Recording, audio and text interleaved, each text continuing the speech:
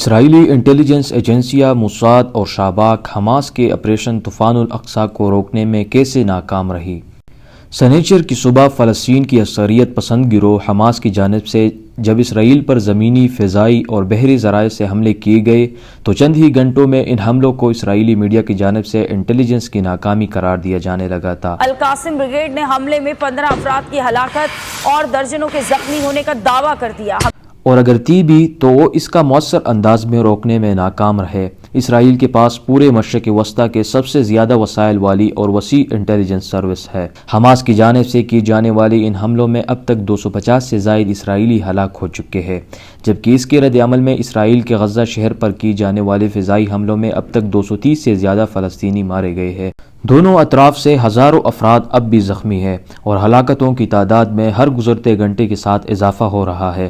Hamas کی جانب سے اسرائیلی شہریوں اور فوجیوں کو بھی یرغمال بنایا گیا ہے، جس نے اسرائیل کی ایک انتہائی مشکل صورتحال پیدا کر دی ہے۔ ہمیں نہیں معلوم کہ یہ سب کیسے ہو گیا۔ یہ وہ جواب ہے جو اسرائیلی حکام مجھے آج کی جانے والے اس سوال کے جواب میں دے رہے ہیں کہ بہترین وسائل کی موجودگی کے باوجود یہ کیسے ممکن ہے کہ اسرائیلی انٹیلیجنس کو اس حملے کی خبر تک نہ ہو سکی۔ سنیچر کے روز درجنوں مسلح فلسطینی اسرائیل اور غزہ کی پٹی کے درمیان سخت سیکیورٹی والی سرحد عبور کرنے میں کامیاب ہوئے، جبکہ اس دوران غزہ سے اسرائیل پر مبینہ طور پر ہزاروں راکٹ داغے گئے۔ اسرائیل کی داخلی انٹیلیجنس ایجنسی شاباک، اس کی بیرونی خفیہ ایجنسی موساد اور اسرائیل ڈیفنس فورسز کے تمام وسائل کے باوجود یہ حیران کن امر ہے کہ کسی کو بھی اس حملے کی توقع نہ ہو سکی۔ ان کے مخبر اور ایجنٹ فلسطینی عسکریت پسند گروہوں کے علاوہ لبنان، شام اور دیگر ممالک میں بھی موجود ہے۔ ماضی میں ان کی جانب سے عسکریت پسند کمانڈرز کو انتہائی مہارت سے قتل کیا ہے۔ اس دوران انہیں ان کی نقل اور حرکت کے بارے میں سب کچھ معلوم ہوتا تھا۔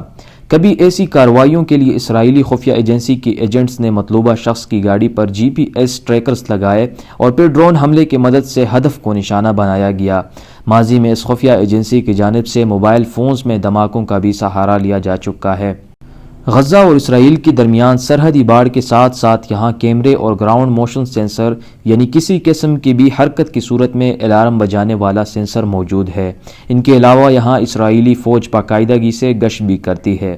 خاردار تاروں کے باڑ کو کسی بھی قسم کی دراندازی کو روکنے کے لیے ایک سمارٹ بیریئر سمجھا جاتا رہا ہے، تاہم اس حملے کے دوران یہ رکاوٹ بھی کارگر ثابت نہ ہو سکی۔ حماس کے عسکریت پسند اسی راستے سے نہ صرف اندر داخل ہوئے بلکہ انہوں نے خاردار تاروں کو کاٹا اور اسی راستے کے ذریعے یا پیراگلائڈز اور سمندر کے ذریعے اسرائیل میں داخل ہو گئے۔